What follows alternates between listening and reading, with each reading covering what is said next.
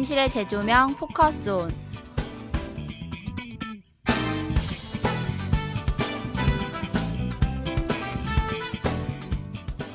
하구 여러분 안녕하세요. 진실의 재조명 포커스온 진행의 한민정입니다.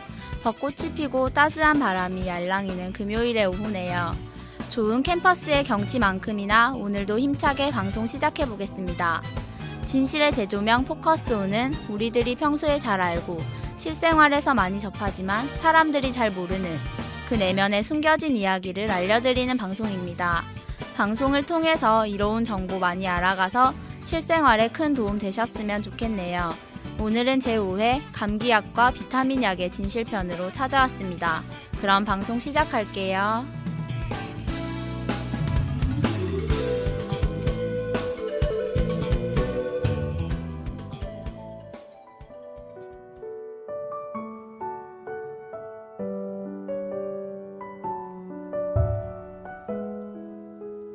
우리 삶 속에서 가장 큰 흔한 병인 감기. 날씨가 추워지면 주위 사람들 중 한 명은 어김없이 기침을 합니다. 코를 훌쩍이는 사람들이 늘고 병원은 환자들로 북적이죠. 우리는 일생 동안 200회쯤 감기에 걸리고 5년을 감기 증상에 시달리며 1년 정도를 감기에 몸져 누워 보냅니다. 이쯤 되면 철 따라 한 번씩 왔다 가는 사소하고 흔한 질병으로 넘기기에는 정신적, 육체적으로 손실이 적지 않은데요. 그렇다면 대체 감기란 무엇이고 어디서 오며 인체에 어떤 작용을 할까요? 감기에 걸린다는 것은 감기 바이러스에 감염이 된다는 뜻입니다. 감기 바이러스가 몸에 침입하면 인체는 사이토카인이라는 화학물질을 분비하는데요. 이 물질은 바이러스를 직접 공격합니다. 그리고 이러한 인체의 방어작용, 즉 면역반응의 일환으로 콧물과 기침, 그리고 목이 따끔거리는 등의 증상이 일어납니다. 그렇다면 감기 바이러스는 어떻게 전파될까요? 대부분의 감기 바이러스는 손에서 손으로 혹은 바이러스가 묻은 물건의 표면을 만짐으로써 전파된다는 견해가 신뢰를 얻고 있습니다. 말하자면 키스보다는 재채기가, 재채기보다는 악수가 더 위험하다고 할 수 있습니다. 아나운서인 저 역시도 감기에 걸리면 원활한 하루 생활을 위해 병원을 찾거나 급할 때는 근처 약국에 가서 감기약을 처방받았는데요. 그런 뒤 조금의 휴식을 취하면 기침이 멎거나 콧물이 줄어들어 일상생활에 피해를 덜 주게 되죠. 그러다 보니 감기에 걸릴 때면 급히 병원을 찾거나 약국을 들리게 됩니다. 우리 몸은 면역기전이 작용해 감기에 걸리더라도 보통 2주일이 지나면 치유되는데요. 무리하지 않고 충분히 쉬어지면 자연적으로 낫는 것입니다.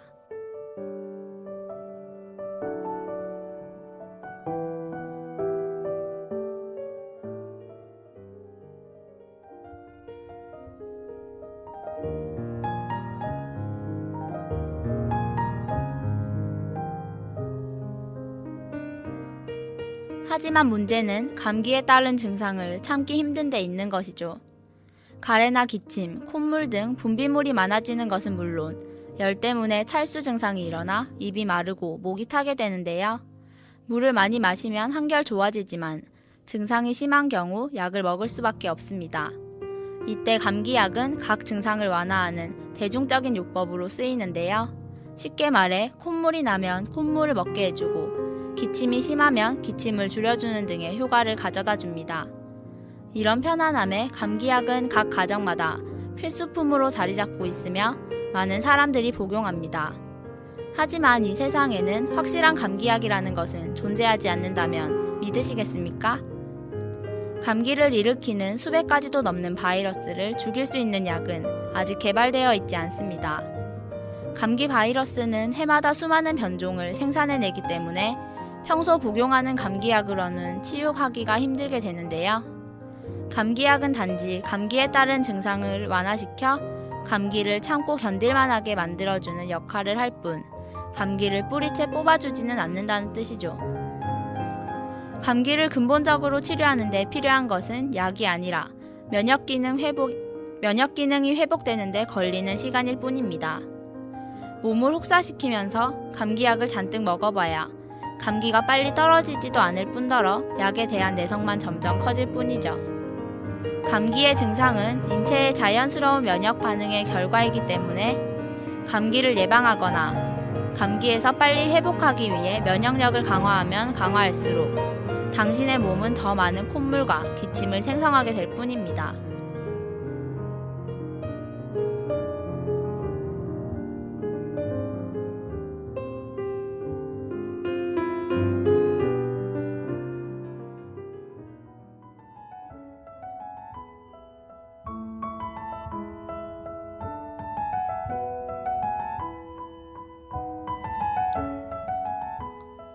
가벼운 감기 증상에도 6개의 알약이 처방되는 나라는 전 세계에서 우리나라밖에 없다고 합니다. 미국, 유럽 등 외국에서는 초기 감기 환자에게 약을 주지 않는다고 하죠. 어떤 약도 효과가 없다는 이유에서입니다. 이미 50년 전부터 수많은 나라에서 감기약을 개발하는 연구소를 설립했지만 하나같이 문을 닫고 말았죠. 반면 한국에서는 해열제와 항히스타민제, 그리고 진통소염제와 항생제 등이 들어있는 감기약을 처방하고 판매합니다. 이 중 특히 주목해야 할 성분이 바로 항생제인데요. 이는 페니실린이라는 푸른 곰팡이 주변의 세균이 없어지는 것을 이용하여 만든 물질로 살균 작용을 하는 데 반해 감기는 바이러스에 의한 질병이라 서로 관련이 없다고 합니다. 결국 일반 감기에는 효능이 없을 뿐만 아니라 잘못 복용하게 되면 건강에 치명적일 수도 있다는 말이죠. 항생제에 의지하면 의지할수록 그 다음에는 더 강도 높은 제품을 투여해야 합니다. 게다가 이 항생제는 우리 몸에 이로운 세균까지 죽이는 역할을 하므로 감기 환자의 면역력을 더 약하게 만들죠. 한국 의사의 처방전을 본 외국 의사는 내 딸에게는 여기 적힌 어떤 약도 먹이지 않겠다는 충격적인 말을 했는데요. 한국의 의료진들은 감기약을 먹든 안 먹든 회복 속도가 같다는 외국 기관의 조사 검증 결과를 모르는 것일지 아니면 애써 무시하는 것일지 궁금해집니다. 감기약의 사실 속 숨겨진 진실 이야기, 이익을 위해 철저히 숨겨진 비밀이 드러난 첫 번째 주제였습니다. 그럼 노래 한 곡 듣고 방송 계속 진행해 볼게요. 어거스타나가 부릅니다. Where Love Went Wrong.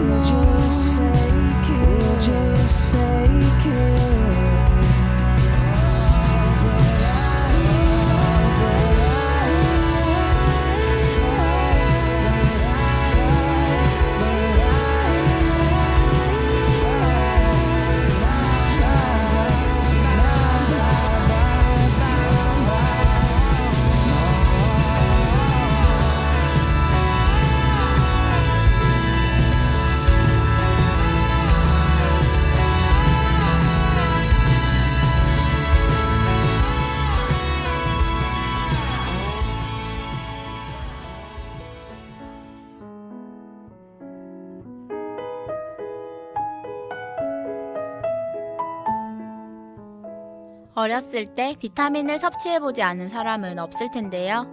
저 또한 작은 스틱 안에 들어있는 비타민제나 알약, 그리고 캔디식으로 만들어진 비타민제를 꾸준히 섭취했습니다. 사람들의 생활 수준이 향상되면서부터 사람들은 자신의 건강에 관심을 가지기 시작했고, 요즘은 웰빙을 비롯해 요가와 필라테스와 같은 열풍이 불어나기 시작하죠.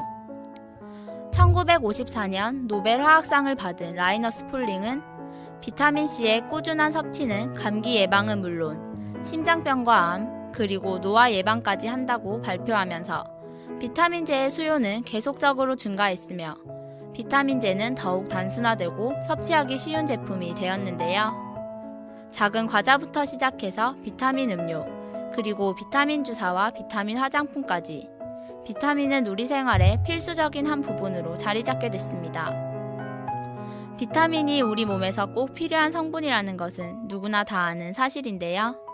비타민은 본래 과일이나 야채를 섭취하여 균형을 맞춰야 하지만 매일매일 우리 몸에서 필요한 양만큼의 비타민을 섭취하기란 무리입니다. 특히 요즘 시대 현대인들은 바쁜 일상으로 끼니를 거르는 경우가 많은데요. 인스턴트 음식 섭취가 늘어나면서 종합 비타민제나 멀티비타민제를 섭취하는 사람들이 늘고 있죠. 현재의 비타민은 예방의 개념이 아니라 치료약의 개념으로 넘어갔다고 하는데요. 그 첫 번째가 비타민 D입니다. 과거에는 비타민 D가 거의 무시되었었는데요. 2008년 보스턴 의대의 한 교수가 비타민 D 결핍에 관한 논문을 냈는데요. 그 논문에서 많은 사람들의 비타민 D 결핍이 생겼고, 그로 인해서 골다공증과 같은 다양한 질병이 생겼다는 논문이었습니다. 그래서 그 전까지만 해도 골다공증 환자들에게 칼슘제만 주었지만 이후 비타민 D를 꼭 같이 처방하게 되었죠.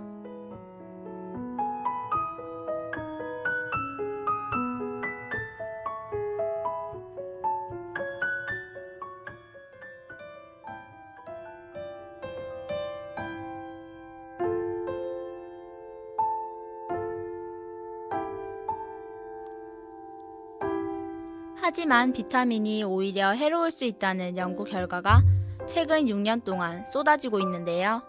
세계보건기구에서도 비타민C를 하루에 1000mg 이상 먹으면 삼투압이 높아져 설사를 유발할 수 있고 복통을 유발할 수 있다고 되어 있죠. 또한 비타민C의 최종 산물은 옥살레이트라는 물질인데요. 이 물질이 많이 쌓이면 요로결석을 유발한다는 내용까지도 최근 연구 결과에서 나온 바가 있다고 합니다. 또한 비타민이나 미네랄의 독성에 대한 연구 결과들은 꾸준히 발표되고 있는데요. 비타민 A의 경우 과다 섭취 시 독성 때문에 두통과 무산소증, 그리고 골다공증이 생길 수 있다고 합니다. 또한 아이들이 과다 섭취할 경우 성장판이 다칠 수도 있다고 하는데요.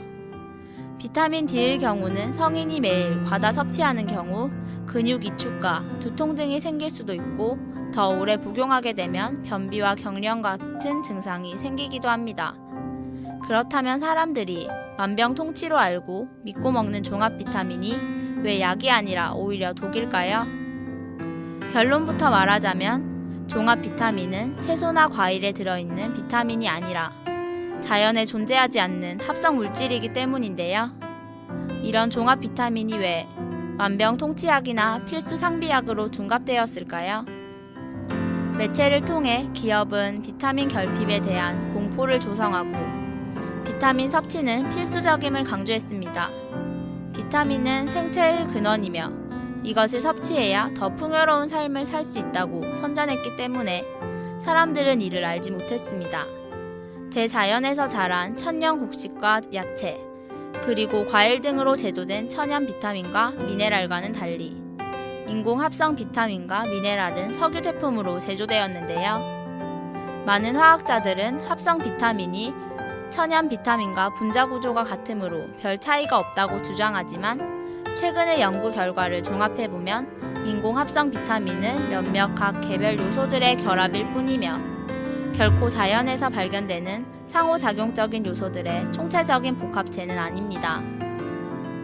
의사를 믿지 말아야 할 72가지 이유의 저자는 이에 대해 천연 비타민과 합성 비타민이 화학식이 같다고 해서 같은 물질로 오해해서는 안 되고, 합성 비타민 대부분이 가공식품의 방부제와 착색제로 사용되고 있다고 비판합니다.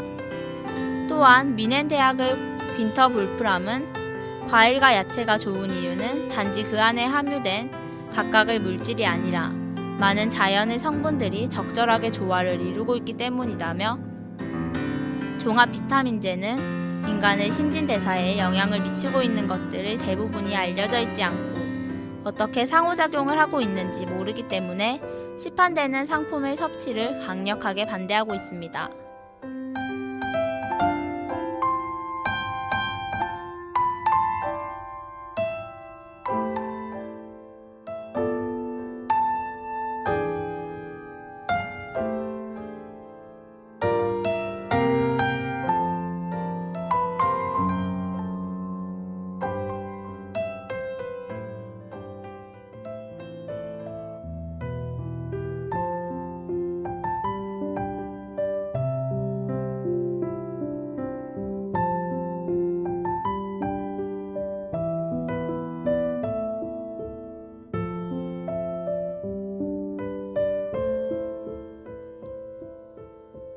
하버드 대학 연구진이 남성, 여성 종합 비타민이 기억력을 유지하는 데 도움이 되는지 연구했는데요. 만 65세 이상 노인 6,000명을 두 그룹으로 나눠 12년 동안 한 그룹에는 종합 비타민을, 다른 그룹에는 가짜 약을 먹인 뒤 기억력을 비교했는데요. 그 결과는 전혀 차이가 없었습니다.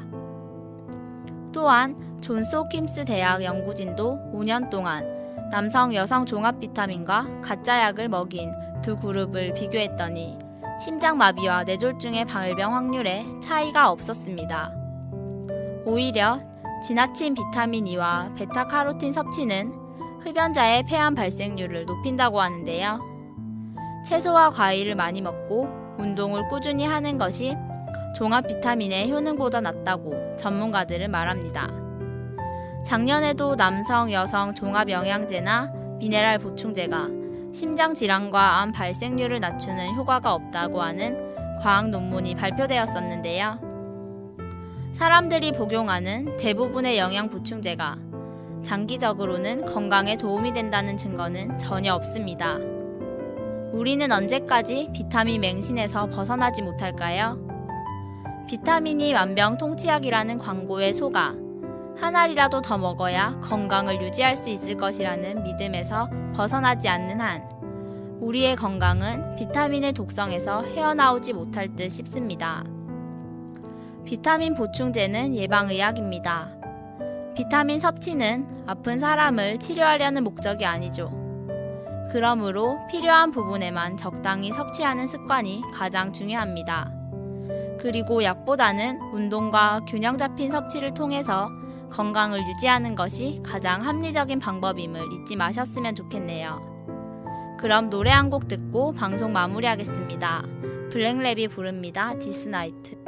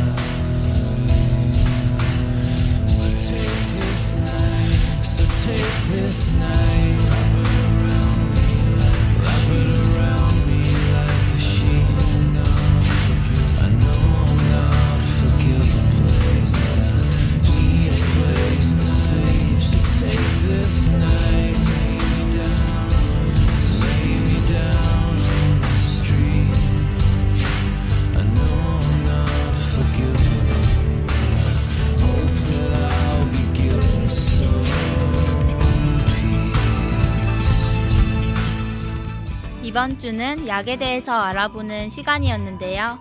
매체를 통해서 왜곡되는 광고 효과의 힘이 얼마나 대단한지를 알아볼 수 있는 시간이었던 것 같습니다. 보이는 것이 다가 아니라는 말이 있습니다. 드러나는 것 속에서 이면을 올바르게 바라볼 수 있는 하고 여러분이 되셨으면 좋겠네요. 그럼 여기서 오늘 방송 마무리하겠습니다. 이 방송은 여러 매체를 통해 알려진 사실을 정리해서 보내드리는 방송인데요. 내용상 문제가 되는 부분은 ks.ac.kr로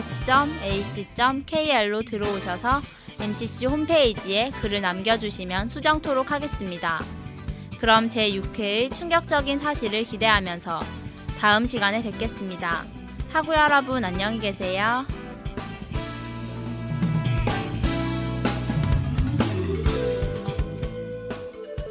진실의 재조명 포커스온. 지금까지 연출 문성훈, 기술 한예슬, 진행 한민정, 그리고 제작엔 MCC 라디오였습니다.